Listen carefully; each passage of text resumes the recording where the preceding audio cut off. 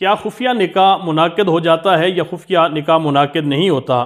اگر تو خفیہ نکاح سے مراد یہ ہے کہ لڑکا اور لڑکی چھپ کے اپنی مرضی سے بغیر گواہوں کے نکاح کرتے ہیں تو یہ نکاح منعقد نہیں ہوگا۔ لیکن اگر لڑکا اور لڑکی بالغ ہیں اور وہ کسی جگہ پہ دو گواہوں کی موجودگی کے اندر اپنا نکاح کرتے ہیں، ایجاب و قبول کرتے ہیں، یا وہ خود اس مجلس کے اندر لڑکی موجود نہیں یا لڑکا موجود نہیں، اپنے وکیل کے ذریعے وہ ایجاب و قبول دو گواہوں کی موجودگی میں ہو رہا ہے، تو اس صورت میں یہ نکاح واقع ہو جائے گا۔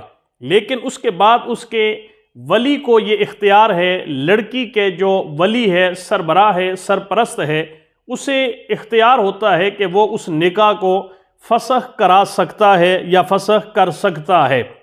اب یہاں پر کس شرط کے ذریعے وہ اس نکاح کو فسخ کر سکتا ہے یا کروا سکتا ہے عدالت کے ذریعے؟ کہا گیا ہے کہ اگر لڑکی اور لڑکے کی کف نہیں ملتی تو اس صورت میں اس کا ولی وہ نکاح ختم کروا سکتا ہے۔ اب کف سے کیا مراد ہے، اس کے اندر اختلاف پایا جاتا ہے، پیشے کے لحاظ سے، خاندان کے لحاظ سے، برادری کے لحاظ سے۔ اگر وہ لڑکی کے معیار کے مطابق وہ لڑکا نہیں تو اس کا ولی اس نکاح کو فسخ کرا سکتا ہے۔ لیکن معتبر ترین بات یہ ہے کہ کف کے اندر صرف اب مراد اسلام ہی لیا جائے گا۔ اگر لڑکا اور لڑکی دونوں مسلمان ہیں اور گواہوں کی موجودگی کے اندر ایجاب و قبول کرتے ہیں تو ان کا نکاح منعقد ہو جائے گا۔